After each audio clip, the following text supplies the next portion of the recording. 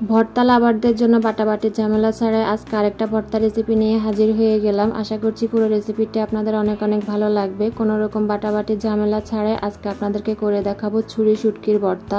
আসসালামু আলাইকুম ভিউয়ার্স, সবাই কেমন আছেন? আশা করছি সবাই অনেক অনেক ভালো আছেন। লাইফস্টাইল অফ রিমা চ্যানেলে আপনাদেরকে আরেকবার স্বাগত জানাই। আজকে আপনাদের সাথে শেয়ার করব ছুরি শুটকির ভর্তা। এর জন্য আমি এখানে পরিমাণ মতো ছুরি শুটকিকে কেটে নিয়েছি। এরপর চুলায় একটা প্যান বসিয়ে এটাকে আমি গরম করে ছুরি শুটকিগুলোকে ভালো করে নেড়ে চেড়ে টেলে নিচ্ছি। চুলার আঁচটা লো টু মিডিয়ামে রেখে আমি শুটকিগুলোকে টেলে নিচ্ছি। কোনো রকমভাবে যেন শুটকিগুলো পুড়ে না যায়, না হলে ভর্তাগুলো তিতো লাগবে। আমি 7-8 মিনিটের মতো শুটকিগুলোকে টেলে নিয়েছি। এখন হয়ে গেছে। আমি এখন এখানে পরিমাণ মতো পানি দিয়ে কিছুক্ষণ ফুটিয়ে নেব। অবশ্যই এভাবে কিন্তু পানি দিয়ে একটু ফুটিয়ে নেবেন, তাহলে শুটকির গায়ে যে আলাদা ময়লা আছে, বালু আছে, ওগুলা কিন্তু খুব সুন্দর করে ক্লিন হয়ে যাবে। আমি 2-3 মিনিটের মতো এটাকে চুলার জাল করে নিয়েছি। এরপর নামিয়ে খুব সুন্দর করে ক্লিন করে নেব এগুলাকে।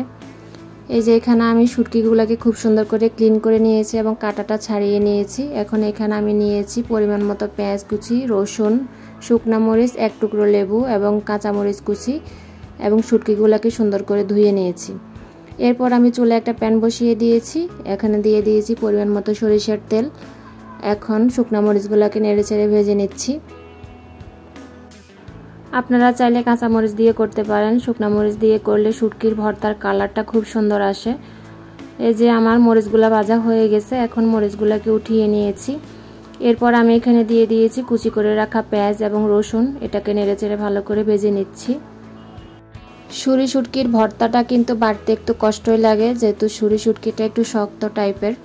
আপনারা কিন্তু চাইলে এভাবে ঝটপট বানিয়ে নিতে পারেন, খেতেও দারুণ লাগে। অবশ্যই বাসায় একবার হলো ট্রাই করে দেখবেন। এরপর আমি এখানে লবণ দিয়ে দিয়েছি পরিমাণ মতো, আবার নেড়ে চেড়ে ভেজে নিচ্ছি।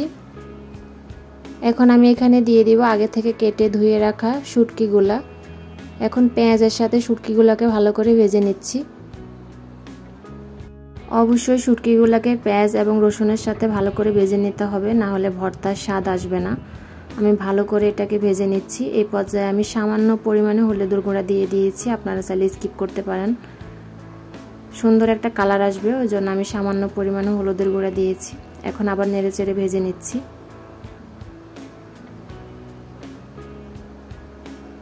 যে খুব সুন্দর একটা কালার এসেছে। এ পর্যায়ে এসে শুটকি এবং রসুন খুব সুন্দর করে ভাজি হয়ে গেছে, দেখেই বোঝা যাচ্ছে। এখন আমি চুলা থেকে এটাকে নামিয়ে নেব। এই যে আমার ভাজি হয়ে গেছে। চুলা থেকে নামিয়ে এখন আমি ভর্তাটা বানাতে চলে যাব। আমি আগে বলেছিলাম কোনো রকম বাটাবাটি ছাড়াই ভর্তাটা বানাবো। প্রথমে আমি ব্লেন্ডার জগে শুকনো মরিচগুলোকে দিয়ে দিয়েছি। এখন এগুলাকে ব্লেন্ডার করে নিয়েছি প্রথমে। এখন আগে থেকে ভেজে রাখা পেঁয়াজ, রসুন এবং শুটকিগুলোকে দিয়ে দিচ্ছি। ভিডিওটি দেখতে দেখতে যারা এই পর্যন্ত চলে এসেছেন, প্লিজ একটা লাইক দিতে ভুলবেন না। আর আপনি যদি অলরেডি কাজটা করে থাকেন, আপনাকে জানাই অসংখ্য অসংখ্য ধন্যবাদ। আমার রেসিপিগুলো আপনাদের কাছে কেমন লাগে অবশ্যই আপনার মতামত কমেন্টে জানাবেন।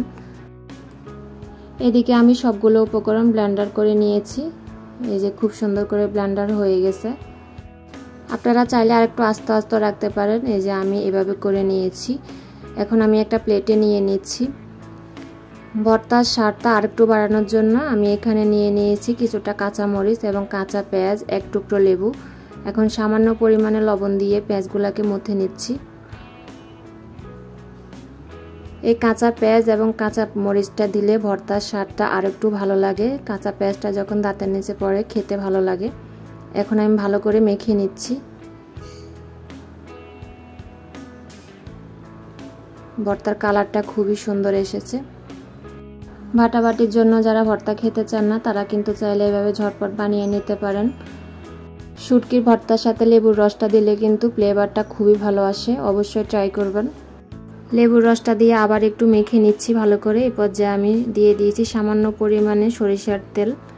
সরিষার তেলটা দিয়ে আবার একটু মেখে নিয়েছি। এখন আমার ভর্তা পুরোপুরি রেডি। এখন আমি একটু গোল গোল শেপ দিয়ে নিচ্ছি দেখার সৌন্দর্যের জন্য। দেশ ও দেশের বাহিরে যে যেখান থেকে আমার ভিডিওটি দেখছেন, চাইলে আমার চ্যানেলটি কিন্তু সাবস্ক্রাইব করে দিতে পারেন। আমার রেসিপিগুলো যদি আপনাদের কাছে ভালো লাগে, লাইক কমেন্ট শেয়ার করে পাশেই থাকবেন। আমার আমার আজকে ছুরি শুটকির ভর্তা কেমন লেগেছে অবশ্যই কমেন্টে জানাবেন। আর যারা সব সময় আমার ভিডিওগুলো দেখেন, আমাকে সাপোর্ট করছেন, ভালোবাসা দিচ্ছেন প্রতিনিয়ত, তাদের জন্য রইল মন থেকে দোয়া এবং ভালোবাসা। তাদের ঋণ কখনোই শোধ করতে পারবো না। এই যে এদিকে আমার ভর্তা রেডি, আমি একটু লেবু এবং শুকনো মরিচ দিয়ে পরিবেশন করে নিয়েছি। আজকে ছুরি শুটকির ভর্তা রেসিপি এখানে শেষ করছি। সবাই ভালো থাকবেন, সুস্থ থাকবেন। দেখা হবে অন্য কোনো ইউনিক রেসিপি নিয়ে। ততক্ষণে সবাই ভালো থাকবেন। আসসালামু আলাইকুম, আল্লাহ হাফেজ।